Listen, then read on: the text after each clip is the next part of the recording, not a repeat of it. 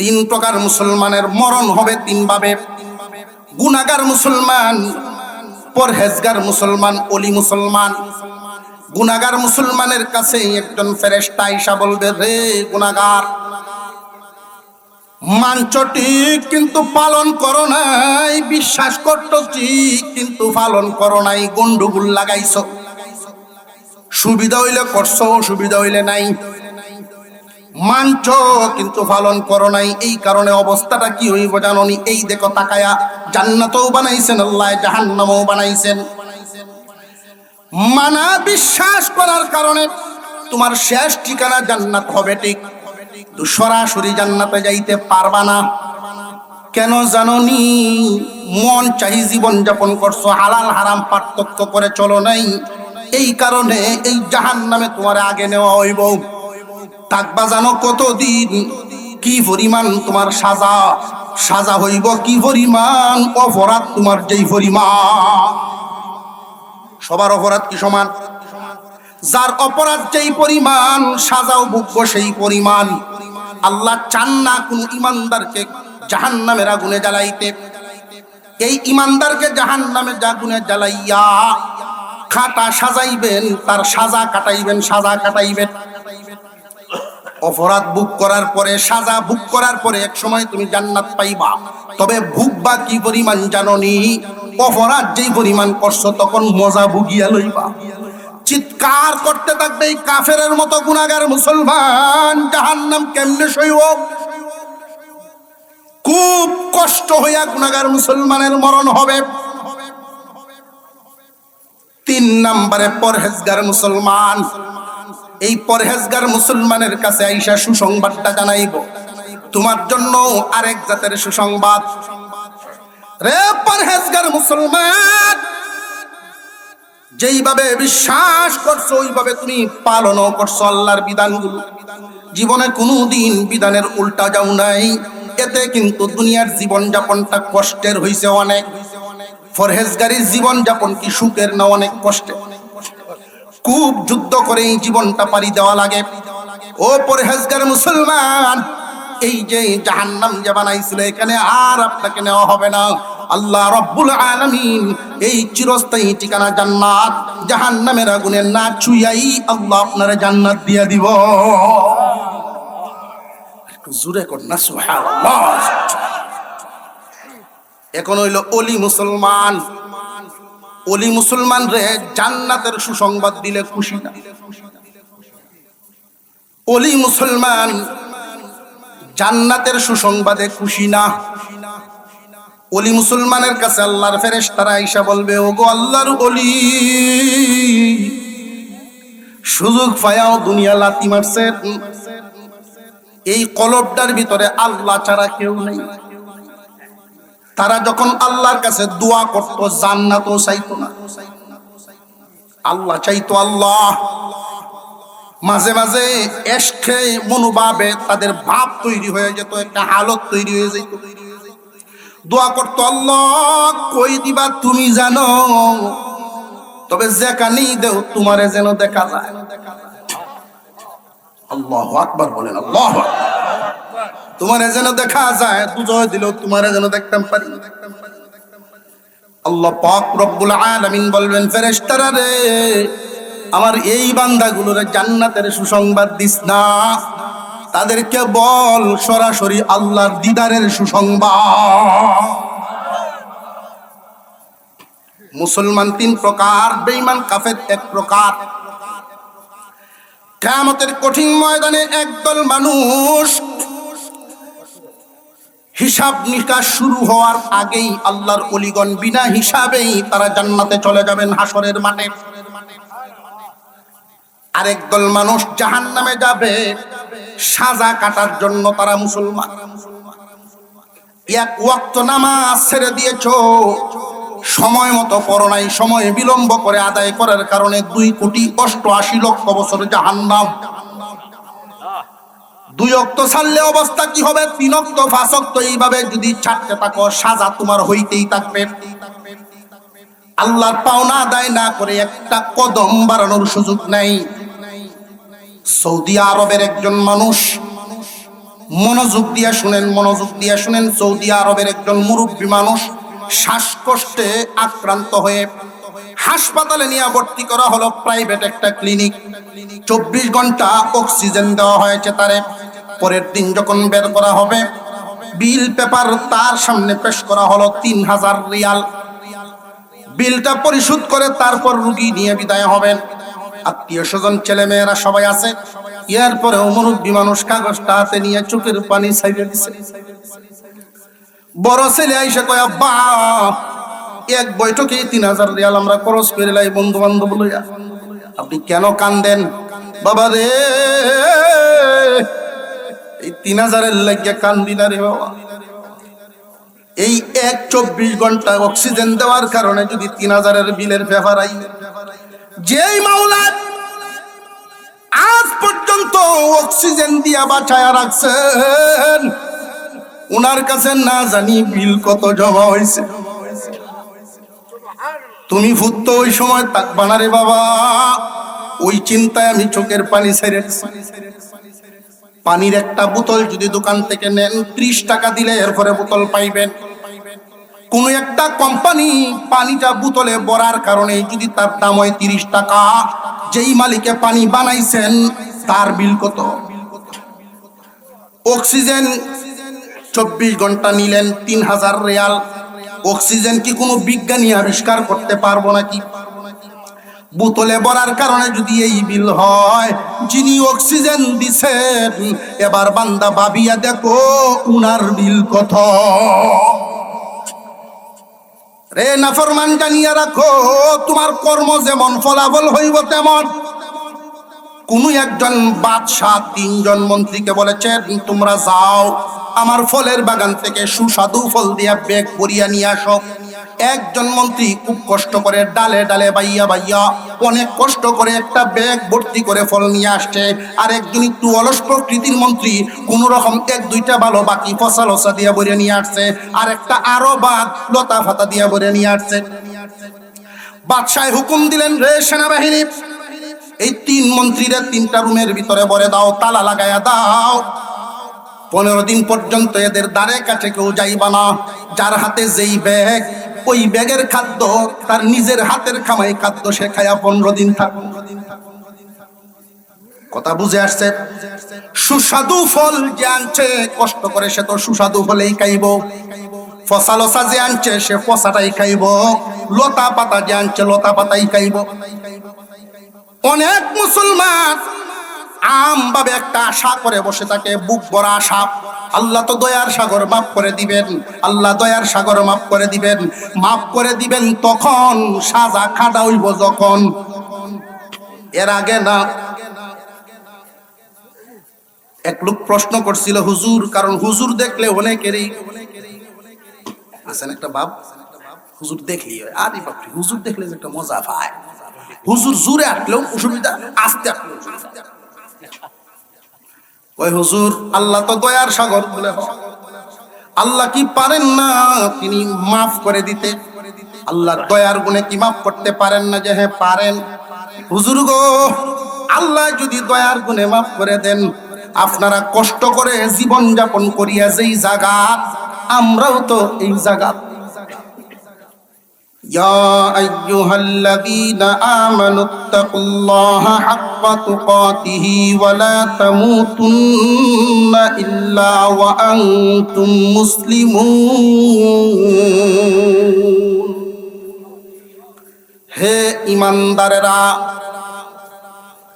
আসমানের নিচে জমিনের উপরে যত মানুষ বসবাস করে সবাই কি ঈমানদার? সন্দেহ হইতেছে মনে হয়, আওয়াজ দেন। সবাই কি ঈমানদার? মহান মাওলায়ে কারীম এই কথাটা শুধু ঈমানদারদেরকে উদ্দেশ্য করে বলেন, ও ঈমানদারেরা। এইখানে মুফাসসিরিনে কেরাম একটা অর্থ লিখেছেন। আল্লাহ যত জায়গায় ও ঈমানদারেরা বলেছেন, এর একটা অর্থ হলো ও জান্নাতের মালিকরা। ঈমানদার মানেই জান্নাতের মালিক। ঈমানদার মানেই, কিয়ামতের কঠিন ময়দানে আল্লাহ পাক রব্বুল আলামিন জান্নাতের টিকিট দিবেন ইমানদারদেরকে। শুধু ডান হাতে আমলনামা ঈমানওয়ালারা পাবে। আল্লাহর ফেরেশতারা এই টিকিটগুলো যখন বন্টন করতে থাকবেন, সকলেই সেখানে ডান হাত বাড়াবে ডান হাতে নেওয়ার জন্য। আবু জেহেলও ডান হাত বাড়াবে, ফেরাউনও ডান হাত বাড়াবে। ফেরেশতারা সবাইকেই দিবেন না, যার কপালে ইমানের নূর পাবে তারই শুধু দিবে। যাররা পরিমাণ ইমান নিয়েও যে ব্যক্তি দুনিয়া ছাড়বে, যাররা পরিমাণ ইমান। যাররা কারে কয়? সূর্যের আলো বেড়ার ছিদ্র দিয়া মাঝে মাঝে ঘরের ভিতরে ঢুকে না। ওই সময় তাকায় দেখবেন ওই আলোতে কিছু ধুলা কণা উঠতে দেখা যায়, বালু কণা। এত ছোট পরিমাণ খালি চোখে দেখা যায় না, ওই আলোতে দেখা যায়।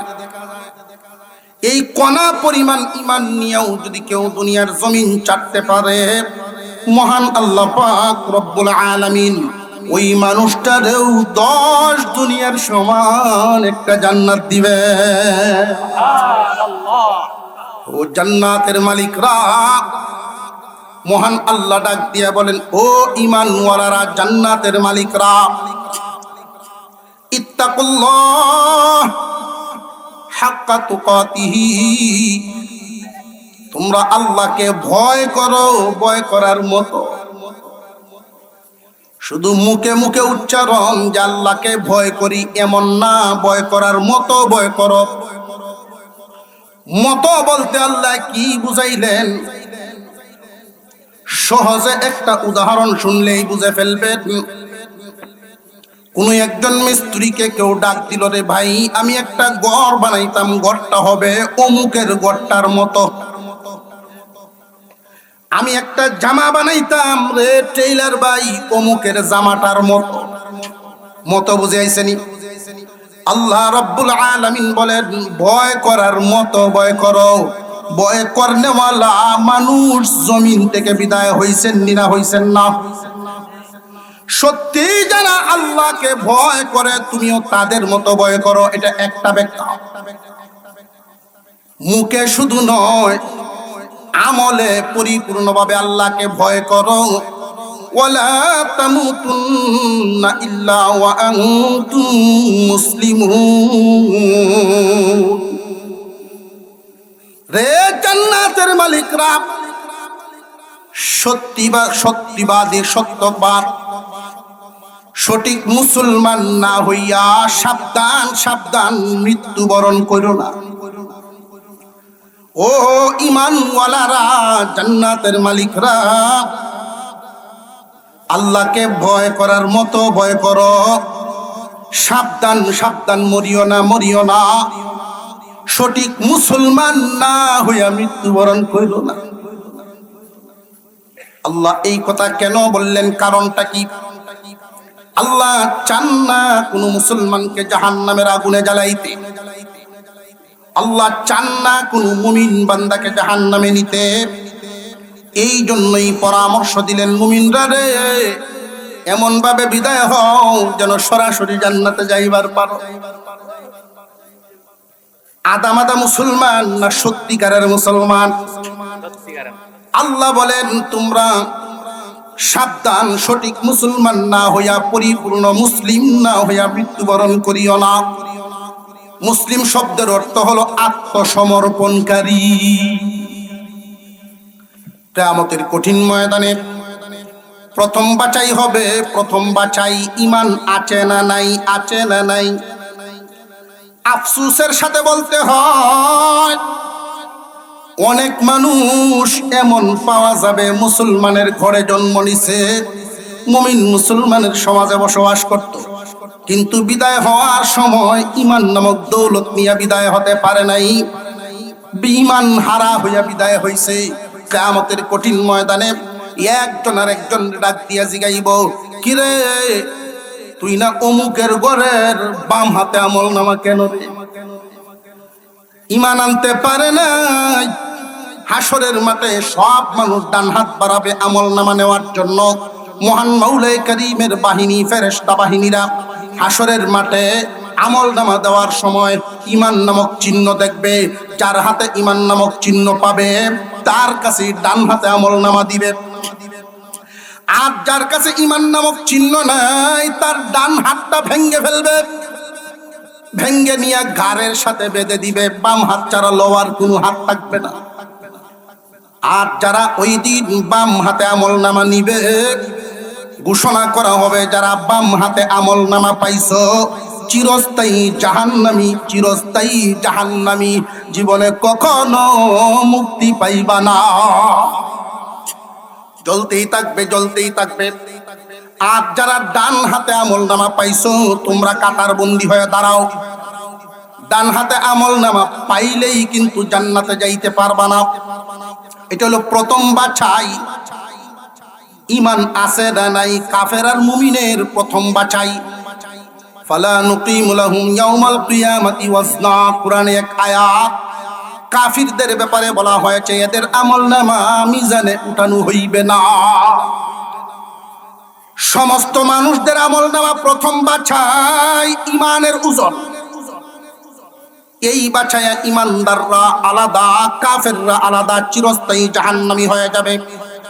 দ্বিতীয়বার যখন হিসাব নিকাশ শুরু হবে, এখন হবে কার আমলনামার কত ওজন, কার আমলনামার ওজন অবস্থা কি। আল্লাহ পাক রব্বুল আলামিন ওই দিন মুসলমানদেরকে তিন দলে বিভক্ত করবেন।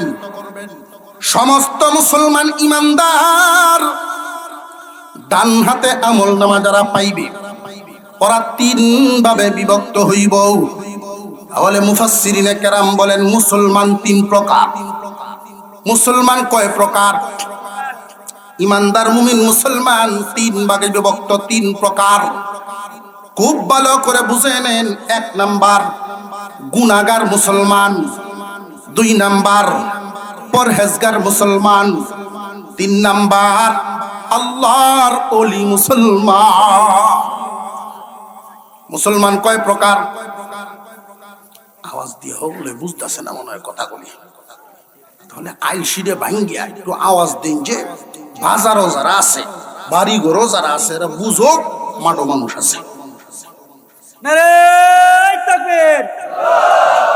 এটা চলতো না, এটা হন না, এটা হন না, অনেকেই ডরাইব। আল্লাহ পাক আজকের মাহফিলকে কবুল করেন। আওয়াজ দিয়ে বলেন আমিন। আওয়াজ হইতো। মুমিনের আওয়াজ যত উঁচা হয় কাফেরদের আওয়াজ তত নিচা হয়। মুমিনের আওয়াজ যখন থেমে যায় কাফেরদের আওয়াজ বেড়ে যায়।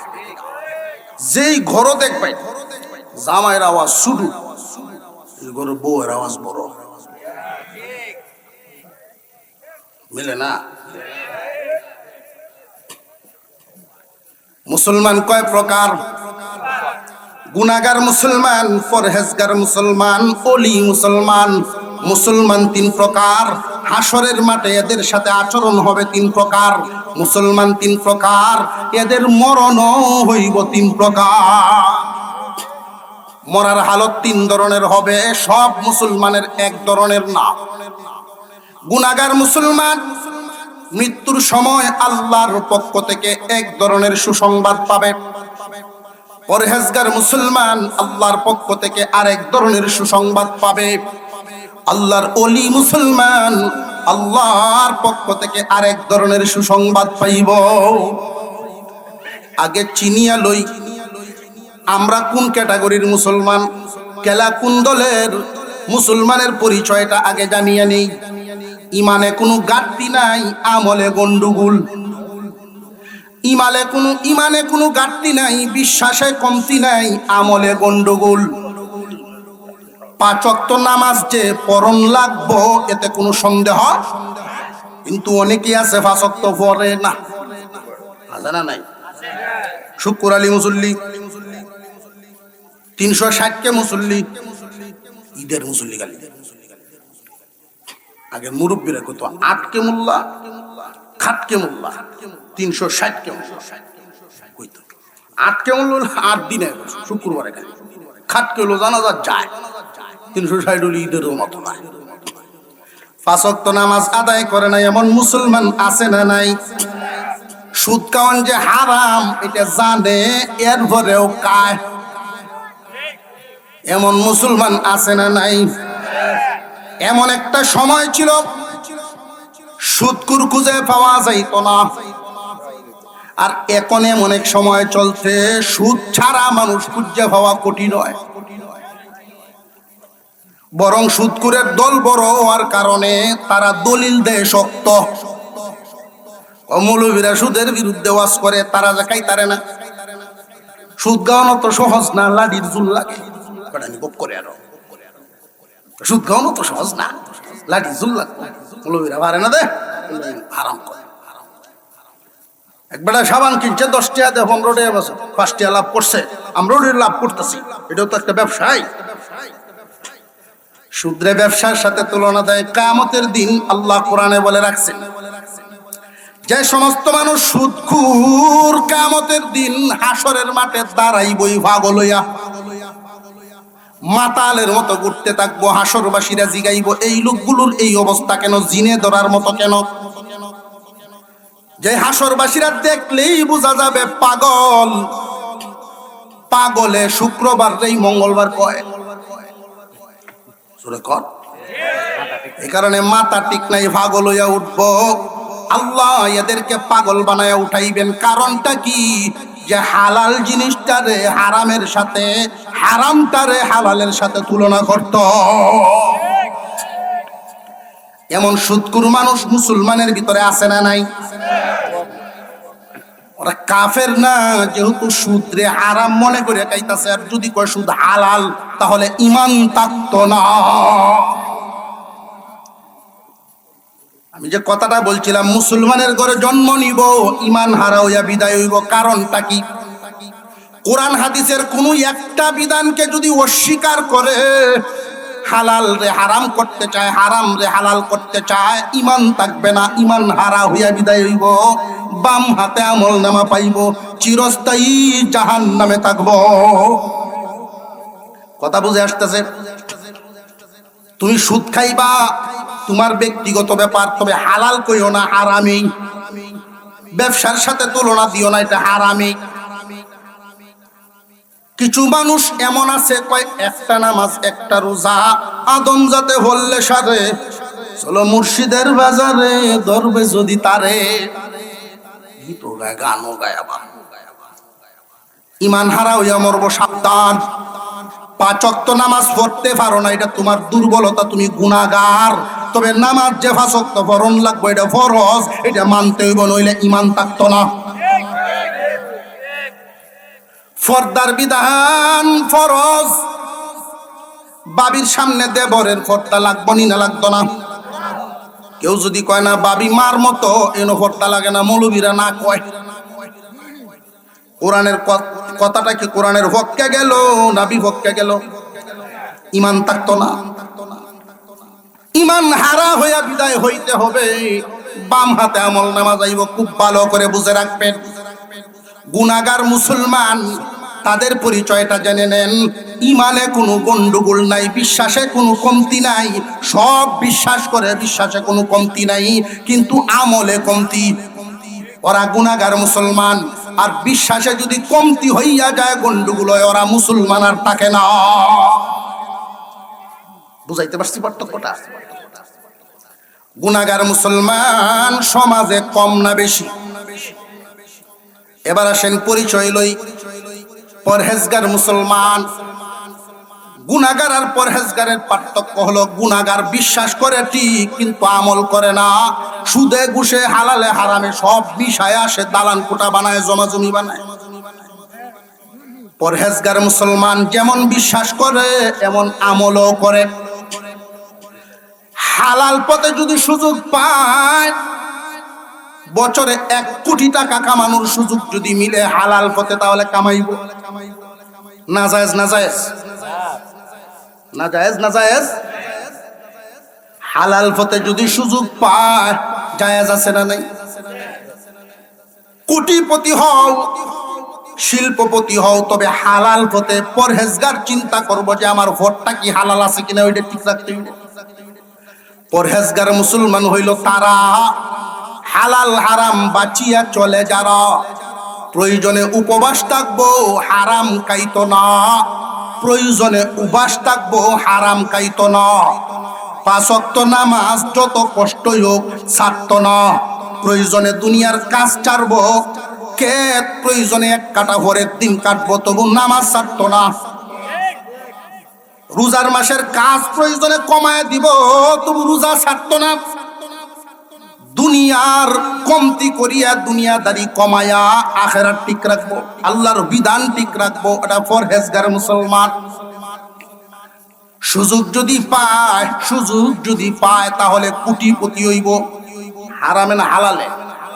হালাল পথে কোটিপতি হওয়া না জায়েজ? না জায়েজ, 100% জায়েজ। পরহেজগার মুসলমান হালাল পথে চলবো, হারাম পথে চলতো না। আল্লাহ যদি বরকত দেন কোটিপতি হইব, নিষেধ। এবার আসেন ওলি মুসলমানের পরিচয়টা নেই। আল্লাহর ওলি মুসলমান তারা, ওলি মুসলমানের পরিচয়টা বেশ কয়েকটা সিফত উল্লেখ করা হয়েছে, একটা কই আপনাদের সামনে।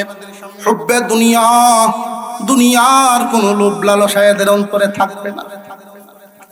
হালাল পথে দুনিয়া কামানোর সুযোগ আছে, এর পরেও কামাইতো না। বুঝাইতেছে? পরহেজগারে কামাইবো, হালাল পথে পাইলে কামাইবো, হারাম পথে যাইতো না। গুনাহগারে হালাল হারাম বুঝতো না, কামানি লাগতো। আর ওলি মুসলমান যারা হালাল পথেও দুনিয়া কামানোর চিন্তা করে না। আপনারা প্রশ্ন করতে পারেন, হুজুর এই জাতের বেকল মানুষ কি দুনিয়াতে হনো আছে? আছে, সংখ্যায় খুব কম, সংখ্যায় খুব। আল্লাহর ওলি মুসলমান যারা, এদের কলবটার অবস্থা হবে এমন, কেউ যদি গালি দেয় গুসা হয় না, কেউ প্রশংসা করলেও অন্তর ভুলে না। কলবের অবস্থা।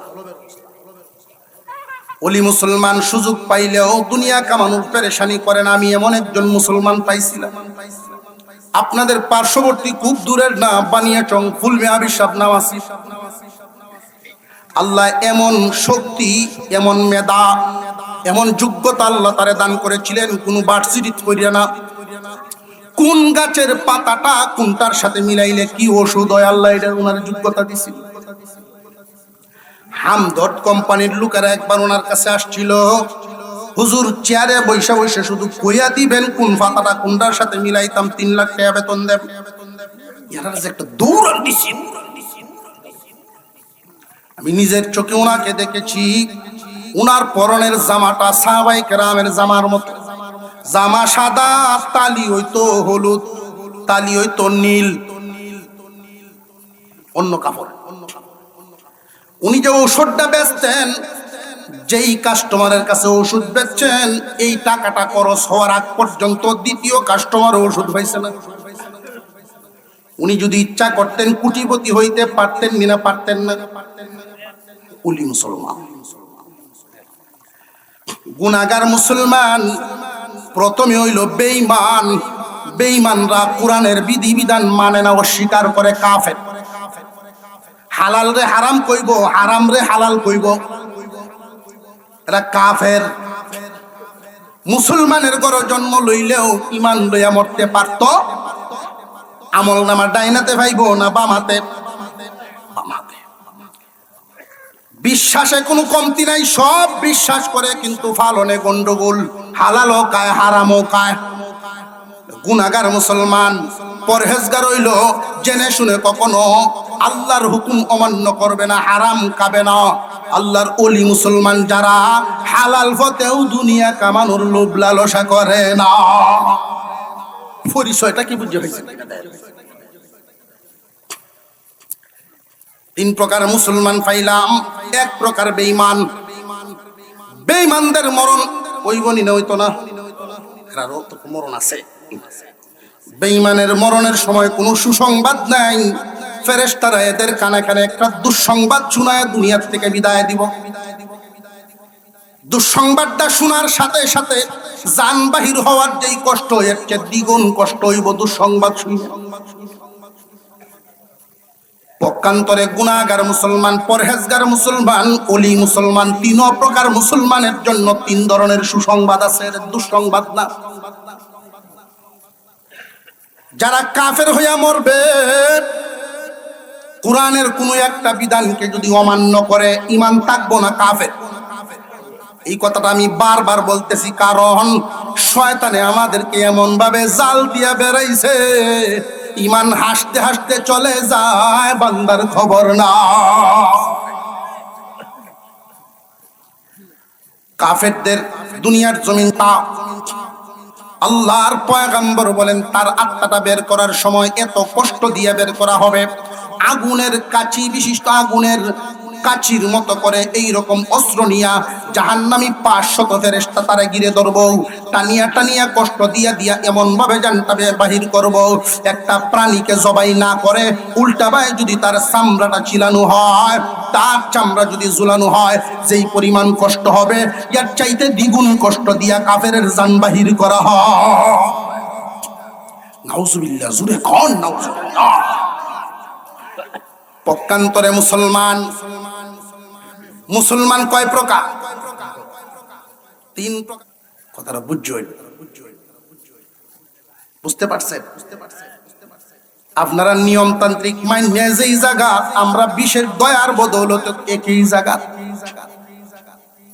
তারে প্রশ্ন করা হয়েছিল ওই দিন, ভাইজান আপনি কি করেন? যে আমি একজন বিসিএস ক্যাডার। মনে করেন এই মুহূর্তে বাংলাদেশ সরকার একটা ঘোষণা দিল যে সরকারের বিশেষ দয়ায় এই দেশের যত সুইফার, এদেরকে বিসিএস ক্যাডারের কার্ড দেওয়া হইল। বিসিএস পিয়ারা ওই সুইফাররা এমনি বেলা শিখতে গেছে। সরকারের মাথা খারাপ হয়েছে, বুঝি সরকারের যদি মাথা খারাপ না হয়, আল্লাহর কি তা খারাপ হয়েছে? বুঝাইছে কথা? সরকারের যদি মাথা খারাপ না হয়, সুইফার রে ডিসি বানাইতো না। তাহলে তুমি ইচ্ছা মতো জীবন যাপন করিয়া ওই জায়গায় যাইবা যে নিয়মতান্ত্রিক মানিয়া জীবন চালাইছে, সে যে জায়গায় যাইব। যার কর্ম হবে যেমন, তার ফলও হইব। খুব জানিয়া রাখবেন, খুব জানিয়া রাখবেন। তবে সবচাইতে দামি দৌলত যেটা, ঈমান নামক দৌলত। অনেক মুসলমানের ঘরে জন্ম নিয়েও ঈমান হারা হইয়া বিদায় হবে।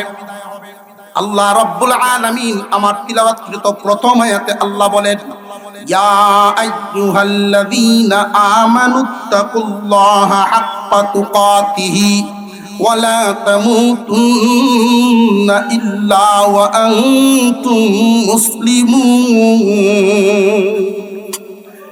ও ঈমানওয়ালারা, মানে কি বলছিলাম যে জান্নাতের মালিকরা সত্যিকারের মুসলমান, অর্থাৎ পরিপূর্ণ মুসলমান না হইয়া মরিও না। পরিপূর্ণ মুসলমান হইয়া যদি মরতে পারো, না জ্বলিয়া জান্নাতে যাইতে পারবা। আর যদি পরিপূর্ণ মুসলমান না হইয়া মরো, জ্বলিয়া ফুরিয়া আংরা হইয়া যাওন লাগবো। যে জ্বলব কি পরিমাণ, অপরাধ থাকবো তোমার যেই পরিমাণ। তো ভয়ের ব্যাপার হইল ঈমান লইয়া মরণটা। ভয় আছে না নাই? আমরা অনেকেই হয়তো ঈমানের মূল্য বুঝি না, ঈমানের দাম জানি না। কারণ এই ঈমান আনতে গিয়া কোনো নদী পার হইতে হয় নাই, যুদ্ধ করতে হয় নাই, বাড়িঘর হারাইতে হয় নাই, মায়ের ভিটা খাইতে হয় নাই, কিছুই হারাইতে হয় নাই, সহজে পাইছি। এই ঈমানের যে কত দাম আমরা বুঝি না, তবে শয়তানে ঠিকই বুঝে। যে আমার পিছে লাগছে, আপনার পিছনে লাগছে ঈমান হারা করার জন্য। সহজ একটা আমল আপনাদের সামনে পেশ করতে চাই। এই আমলটা যদি করবার পারেন, মহান আল্লাহ পাক রব্বুল আলামিন মরণের সময় ঈমান নামক দৌলত দিয়া বিদায় দিব। ঈমান নামক দৌলত। ওই যে আরেক আয়াত তিলাওয়াত করেছি, আল্লাহ বলেন, ইয়া আইয়ুহাল্লাযীনা আমানুত্তাকুল্লাহা ওয়া কুনু মা'আস সাদিকিন। ও ঈমানওয়ালা, জান্নাতের মালিকরা, ঈমান হইল জান্নাতের টিকেট। 20 ভরি স্বর্ণ সাথে থাকলে চুরের ডর আছে না নাই? আছে। আওয়াজে তো সন্দেহ লাগে আপনারা, নাকি অলসতা হয়েছে? সামনে যে কয়েকজন আছে 8-10 জন, হেরা উত্তর দিলেই আমরা ইমামতি হারা টেন দিলাম। 1 কোটি টাকা যদি কারোর সাথে একটা ব্যাগ তাকে বয় আছে না নাই? মুসলমান, জান্নাত তো এই দুনিয়ার 10টা দুনিয়ার সমান।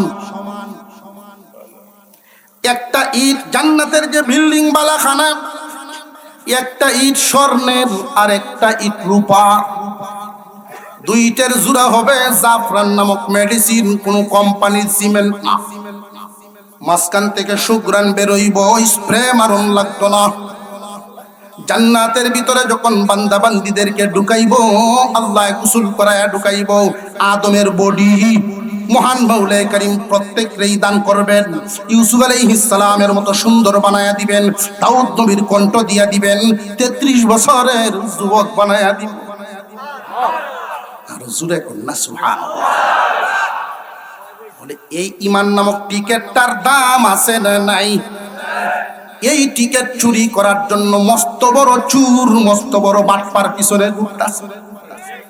আল্লাহ গোপন রাখেন নাই, প্রকাশ করে দিয়েছেন, ইন্নাশ শাইতানা লিল ইনসানি আদুউম মুবিন। জায়গায় জায়গায় বলা আছে শয়তান ইনসানের প্রকাশ্য শত্রু। গোপন না প্রকাশ? প্রকাশ্য শত্রু। ওই শয়তানের হাত থেকে তোমার ঈমান বাঁচানো দায়িত্ব। আল্লাহ 2টা পরামর্শ দিয়েছেন, বান্দারা রে, দামি দৌলতের মালিক তুমি, 2টা সবক শুনো। 1 নম্বরে ইত্তাকুল্লাহ, আল্লাহরে ডরাও, আল্লাহরে ডরাও, আল্লাহকে ভয় করো। আল্লাহকে যদি ভয় করে চলতে পারো, ঈমান লইয়া মরতে পারবা। আল্লাহকে ভয় করে যদি চলতে পারো, ঈমান লইয়া মরতে পারবা। আল্লাহকে ভয় করে কারা? পরহেজগার আর ওলি যারা। বুঝাইতেছে, আল্লাহকে পরিপূর্ণ ভয় করতেছেন কারা? পরহেজগার আর ওলি যারা। কারণ তারা জাহান্নামের আগুনে না ছুঁয়াই জান্নাত পাইব। আমি আপনি গুনাহগার মুসলমান, ঈমান আছে ঠিক, কিন্তু আমল ঠিক নেই। এমন একটা জায়গায় আমরা দাঁড়ায় আছি, কোন সময় শয়তানের ধাক্কা গায়ে লাইগা যায় ঠিক নাই, কোন দিকে ভরে যায় ঠিক নাই। যে কোনো সময় ঈমান বড় হুমকির মুখে, ঈমান বড় হুমকির মুখে আছে। গুনাহগার মুসলমান, জানিয়ারা করে ভাই, ঈমান নিয়া যদি না কাটতে পারো দুনিয়া, তোমার মতো কপাল পুরার কেউ। মুসলমান ভাইরা আমার, মহান আল্লাহ দ্বিতীয় একটা সবক দিছেন। আমার মানুষগুলো বড় আদর করে বানাইছি। এই মানুষগুলোরে আল্লাহ বড় আদর করে বানাইছেন। মানুষগুলোরে জাহান্নামে দিবার চান না মাওলা। রে মানুষ, তোমাদেরকে জাহান্নামে দিতে চান না আল্লাহ। যেদিন কারুন ধ্বংস হয়, ধ্বংস হয়, ধ্বংস হয়, ধ্বংস হওয়ার ইতিহাস আছে না নাই? ধ্বংস হওয়ার ইতিহাস। কারুনের যেই দিন ধ্বংস হইতেছিল, ডাকতেছে, মুসা আমারে বাঁচাও, মুসা আমারে বাঁচাও। মুসা মুসা করে ডাকতেছে। মুসা আলাইহিস সালাম কাঁধ তার দিকে আর ঘুরান না। এইভাবে মুসা নবী চলে গেলেন, কারুন ধ্বংস হয়ে গেল। আল্লাহ পাক পরবর্তীতে জিজ্ঞাসা করেন, পয়গম্বর মুসা, কারুন তোমারে কয়বার ডাক দিছিল, তুমি গণছনি? না গো প্রভু, আমি গণি নাই। মুসা রে, 40 বার তোমারে ডাক দিছে, 40 বার তোমারে ডাক দিছে, অথচ তুমি তারে বাঁচাও নাই। আর আমি এই নাফরমান গুনাহগার বান্দা যে আমারে মানে না, ভুলেছে। তারপরেও আমি আল্লাহ এই নাফরমানের দিকে রহমতের দরজা খুইলে তাকায় রইছি। তোমারে 40 বার ডাক না দিয়ে যদি আমারে একবার ডাক দিত, আমি ওরে মাফ করিয়া দিতাম। আল্লাহ চান না কোন বান্দারে জাহান্নামে জ্বালাইতে, কিন্তু জ্বলবে বান্দা নিজের কর্মের কারণে। গুনাহগারের জিন্দেগি বাদ দিয়া পরহেজগারের জীবন যাপন শুরু করেন নিশ্চিন্তা। ঈমান লইয়া যদি যাওয়া লাগে, শয়তানের হাত থেকে যদি বাঁচা লাগে, একটা আমল খুব জরুর করতে হবে। ওয়াকুনু মা'আস সাদিকিন, আল্লাহ ওয়ালাদের সাথী হয়ে যাওয়া, হক্কানি পীর মাশায়েখদের সাথী হওয়া, কোরআন শরীফ পড়ে যারা পড়ায় যারা এদের সাথী হওয়া, আল্লাহর কোরআনের দ্বারক বাহক যারা এদের সাথী হওয়া। এই দুনিয়াতে দুই দল, এক দল কোরআনের পক্ষে, এক দল বিপক্ষে। মুরব্বী মানুষ নিজে মসজিদ মাদ্রাসা করছেন, আলাপ হইল মাত্র। মসজিদ মাদ্রাসা আলেম উলামা ইসলামের পক্ষে আর ইসলামের বিপক্ষে, দুই দলে বিভক্ত। সারা জিন্দেগি কোরআনের মুহাব্বত, কোরআন ওয়ালার মুহাব্বত। যেখানে কোরআন পড়ানো হয়, যেইখানে যারা কোরআন পড়ায়, এই মুহাব্বতটা দিলের ভিতরে যারা লালন করতে পারবে, আল্লাহ রব্বুল আলামিন এদেরকে ঈমান নামক হাদিয়া দিয়া বিদায় দিবে। একটা প্রমাণ পেশ করি। যেই দিন আদমকে আল্লাহ বানাইছে, কথাটা আপনাদের অনেকের কাছে নতুনও হইতে পারে। যেই দিন আদমকে আল্লাহ বানাইছেন, আদম আলাইহিস সালামের ভিতরে ইলম ঢুকায়া দিলেন। একদিকে আদম, একদিকে ফেরেশতারা, মাঝখানে পৃথিবীর সমস্ত চিজগুলোকে হাজির করা হয়। ফেরেশতারা যদিও নূরের তৈরি, এদের আকল সীমাবদ্ধ, সীমাবদ্ধ আকল। সীমাবদ্ধ বলতে, যেই ফেরেশতারে আল্লাহ পানির দায়িত্ব দিয়েছেন, ওই ফেরেশতা আগুন সম্পর্কে কিচ্ছু জানে না। বুঝে আসছে? যেই ফেরেশতারে আল্লাহ আগুনের দায়িত্ব দিয়েছেন, ওই ফেরেশতা বাতাস সম্পর্কে আকল রাখে না। কিন্তু আদমকে আল্লাহ প্রশস্ত ইলম দান করেছেন। প্রথম আল্লাহ হুকুম দিলেন, ফেরেশতারা রে, এই বস্তুগুলোর নাম তোমরা বলো দেখি। আল্লাহ পাক রব্বুল আলামিনের সামনে অপারগতা প্রকাশ করলেন। পক্ষান্তরে আল্লাহ বলেন, আদম তুমি বলে দাও। আদম আলাইহিস সালাম এক এক করে সবগুলোর নাম বলে দিলেন। আরো জোরে কন্যা সুবহানাল্লাহ। আল্লাহ এবার হুকুম দিলেন, ফেরেশতারা আদমকে সিজদা দাও। যদিও আদমকে আমি মাটি দিয়া বানাইছি, তার ভিতরে ইলম দেওয়ার কারণে তার মর্যাদা বেড়ে গেছে। আমি আল্লাহ তার সম্মান বাড়ায়া দিলাম। তারে তোমরা সিজদা দাও। সিজদা দিছে ফেরেশতারা, দেয় নাই একটাই, তার নাম ইবলিস। যে দেয় নাই সে কি লাভবান না ক্ষতিগ্রস্ত? আল্লাহ বলছেন সম্মান দেও। সবাই মানলো, সে মানলো না। না মানিয়া লাভবান না ক্ষতিগ্রস্ত? অহংকার তারে জ্বলায়া পুরায়া লানত প্রাপ্ত বানায়া দিল, দেয় নাই। আদমের কোনো ক্ষতি হইছে না দেওয়াতে। পক্ষান্তরে ফেরেশতারা যে সিজদা দিল, সিজদা দিতে গিয়া একজন ফেরেশতা আগে দিয়া দিছে। যেই ফেরেশতা আগে দিয়েছেন তার নাম ছিল ইসরাফিল আলাইহিস সালাম। আল্লাহ পাক রব্বুল আলামিন বলেন, আমার দেওয়া ইলম ওয়ালাকে সম্মান দিতে গিয়া, ইসরাফিল রে তুমি যে আগে দিলা, আমি আল্লাহ তোমার প্রতি খুশি হইয়া তোমার একটা পুরস্কার দিব। পুরস্কার ইসরাফিল আলাইহিস সালামের কপালে 30 পারা কোরআন লিখে দেওয়া হয়েছে। যারা ওই মসজিদ মাদ্রাসা আলেম উলামা কোরআনের পক্ষে জিন্দেগি কাটায়া দিবে, আল্লাহ রব্বুল আলামিন এদেরকে ঈমান নামক হাদিয়া দিয়ে দিবেন, শয়তানের হাত থেকে থাবা দিয়া। কোরআনের সাথে জীবনটা লাগায়া রাখছে, মনের মনি কুটায় মহব্বত লাগায়া রাখছে। এই জন্য আল্লাহ ওই মানুষগুলোরে ঈমান নামক দৌলত দিয়া বিদায় দিবে। আমি আপনাদের সামনে যেই কথাটা পেশ করতে চাই, মাদ্রাসা এখানে তাহফিজুল কোরআন, কোরআন হিফজখানার প্রতিষ্ঠান। এখানে হওয়াতে আমরা খুশি না বেজা? যে যেমন খুশি আওয়াজ দিয়া বলেন না আলহামদুলিল্লাহ। এইখানে কোরআনের প্রতিষ্ঠান, কোরআনের আওয়াজ হবে। আমরা চাই কি চাই না?